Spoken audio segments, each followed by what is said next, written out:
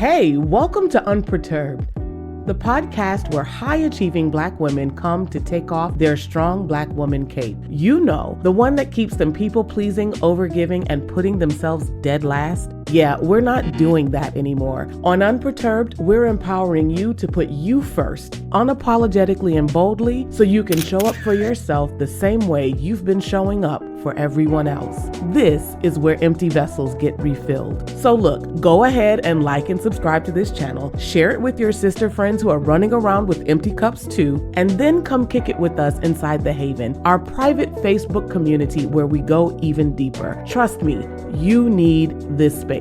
Head on over to enterthehaven.net to join us. All right, it's time for the best part. Let's get into it. Hey, what's up? It's Dr. Rhonda. Welcome back. Welcome back. Listen, I have been away from Unperturbed for 2 years, and I really just was like, it's time to bring the podcast back. I have been doing a lot of stuff. I have been working on my book, 7 Dirty Secrets of a Strong Black Woman. I have launched and grown SoulScribe.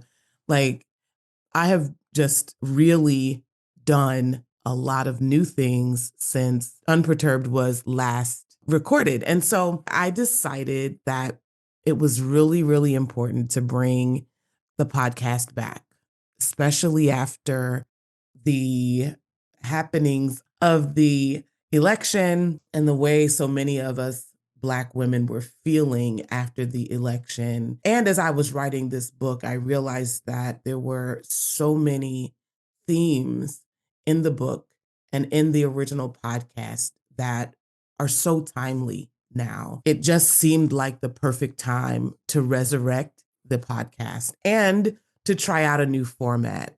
So I'm super excited that in addition to my previous format, which was audio only, it is now video as well. And you can catch the original video format of the new podcast on YouTube. But you'll see snippets here and there as we create content to promote the podcast, but you'll see that you can catch the entire podcast on YouTube. And that's really, really exciting. The other thing, the new format change is that I'm going to have guests. So the original podcast didn't have guests. It was just me talking about things and talking about how I felt and how I saw stuff. And because of what's been going on around us and in us, I really thought we could have some great conversations with some amazing Black women. And other people, not just Black women, but there are some other folks you'll hear from, some Black men, some white women, some white men that you're going to hear from. We'll talk to some people who I trust and who I know will respect this space. Right now, it's just going to be us.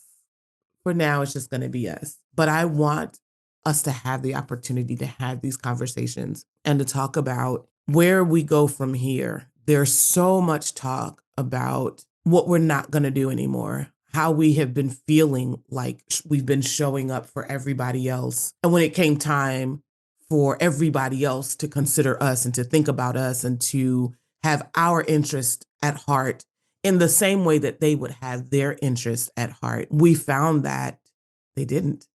They left us out in the cold. And now there's this big sentiment of, you find somebody else to do it. We're not standing up for you anymore. We're not coming to your rescue anymore. We're not going to stand in the gap for you anymore. We're going to attend to self. We're going to rest. We're going to sit ourselves out for a time period. And while I respect that, I love it, I feel it, I totally get it. What are we going to do going forward? Because the worst thing that we can do is to take a break from all of the rigmarole of the things that we don't like, the things that were causing us stress, the things that were keeping us feeling burnt out and overextended and undervalued. Once we stop those things, what do we do to make sure that we don't pick them back up? What do we do to make sure that during our downtime, during our rest time, refilling ourselves, that we are truly caring for ourselves? And that we're not just pausing from the toxic activity. And I talk about this quite a lot in my book, Seven Dirty Secrets of a Strong Black Woman. It is my memoir, but it's also a little bit of self-help because I don't want anybody to go through what I went through. If you haven't gotten the preview chapter to the book, you can go to sevendirtysecrets.net and get it, and you'll know what I'm talking about. But in it, I talk about a major breakdown that I had after being overextended, resentful, overworked, overwhelmed, frustrated, you name it. I was all the things: panic attacks, depression, weight gain, illness, the whole nine yards, because I was sacrificing myself for everyone else and not attending to me. And from that came this huge break. In recovering from that break, the 6 weeks that it took me to recover from that break, I had to not only evaluate what had gotten me to that place, I also had to evaluate what I was going to do going forward. I had to decide that I was going to do something different, because it's very easy to take a vacation and come back to the same drama. It's very easy to take time off, take a sabbatical, and return to the crap you left. Like, just pick it up and start carrying it again. Well, then the rest did us no good, right? The rest only paused the carrying of all the drama and all of the stuff that we really just need to let go of. And so the book is really my journey to discovering what it was that I was carrying. I started getting down to the root causes of the breakdown. It wasn't just that stuff was going wrong here and people weren't cooperating there, and I was concerned about family and concerned about this and worried about that. It wasn't just that. There were years, decades of things, of weighty secrets that I had been carrying around that impacted everything else that I would do, everything else, the way that I interact with others, the way that I take on things, the way I think about myself, the way I see and value myself. All of those things had root causes. And so in my recovering from that breakdown, I started looking at those root causes. And in the book, I share what I discovered. And I realized that my idea of being strong, being a strong Black woman, was completely toxic, completely toxic. I had been walking around thinking that being strong meant that I was supposed to carry around my burdens, everybody else's mess, the trauma from my past, the pain of all of the stuff I've ever been through, just carrying it around on on my back, but still showing up, right? Still being the baddie, still being excellent, still having high standards, still getting a doctorate and running a business and being this and that and achieving and accomplishing, all the while carrying the weight of all of the secret stuff I had been through. And I did not want to come back to that. I did not want to come back to a life where I resumed carrying around all of this crap and having to achieve and accomplish with this stuff on my back. And so I wrote the book in a way to share my secrets, because really the only way you can get rid of secrets is to expose them. So I exposed some secrets. Like, I spilled the tea. Like, it's some stuff I shared in this book I have not told anybody ever. Like, I had to have a whole conversation with my family. Like, listen, I'm gonna put some stuff in this book. Here's what you need to know before it hits the public, right? Because I had not talked about these things. And so the first thing that there was to do was to shine a light on it and to say, hey, y'all been seeing this pretty amazing person out there, but inside, here's what's really been going on. We're not the same person. I brought that person that I had been hiding out into the light. I gave her her voice back. And in doing so, I wanted to share with you how I healed from those things, those secret pains and the drama and the stuff that I'd been through. Not only my healing journey, but to give you, the reader, the opportunity to discover how strength shows up in a toxic way in your life and how you can redefine it. Because honestly, we're tired of this whole strong Black woman thing. Like, I don't want to be that anymore. But what will I be instead? What does it mean to be strong? What does strength really look like for me? How do I want it to show up for me?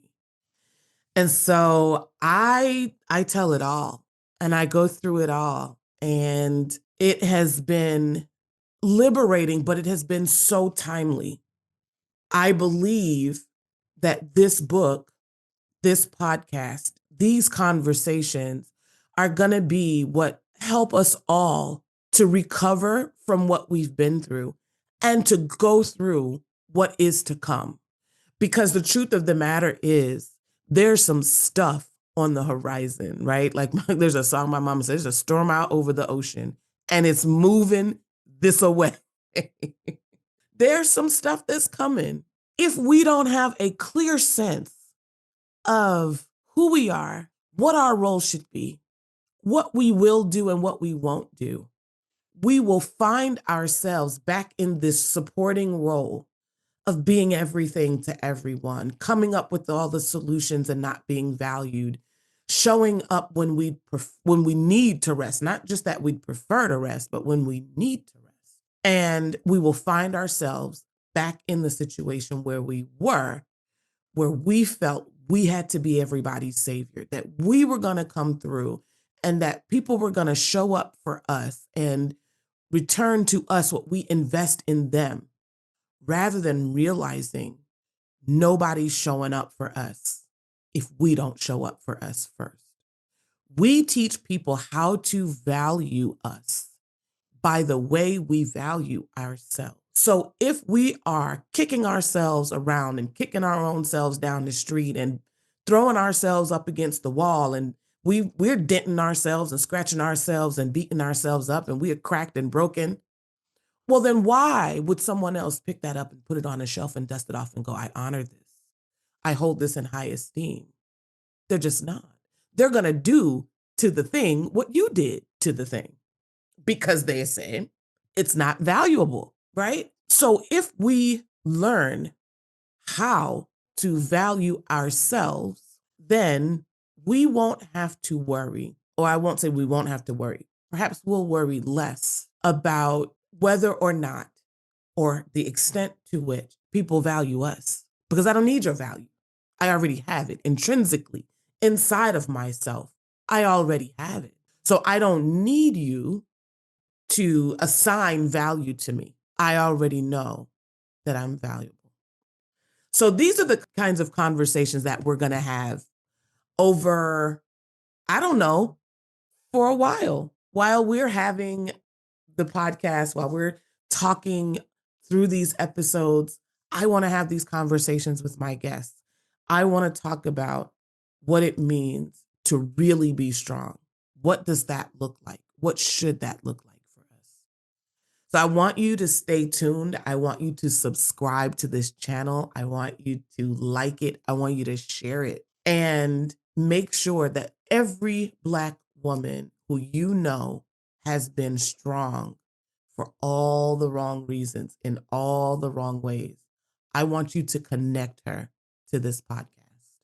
And I want you to share with her what I believe will be absolutely transformative, absolutely life-changing. All right, till the next episode, take care. I can't wait to chat with you soon.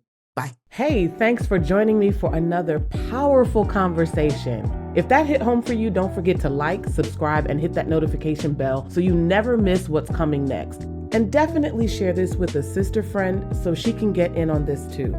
Now look, don't just stop here. Let's continue the conversation inside The Haven, my private Facebook community where we get even deeper and do the real work of shedding the strong Black woman mindset. This is a safe space I've curated just for us. Head on over to enterthehaven.net to join us today. Now, before you go, drop a comment and let me know what resonated with you the most, and I'll catch you in the next one. Until then, take care of you first. See you soon.